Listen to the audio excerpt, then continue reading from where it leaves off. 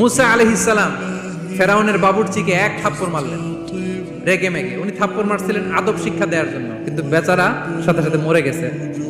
উনি মারছিলেন আদব শিখানোর জন্য, বেচারা যে মরে যাবে মুসা আলাইহিস সালাম জানতেন না। এখন দেখে সর্বনাশ, এটা তো মরে গেছে, অক্কা পাইছে।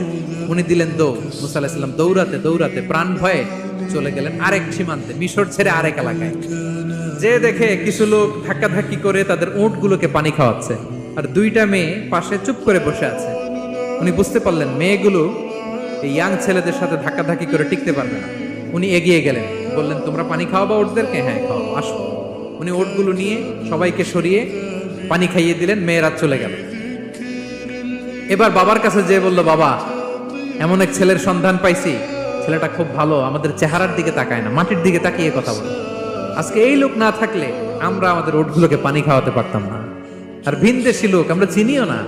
ইন্না খায়রা মান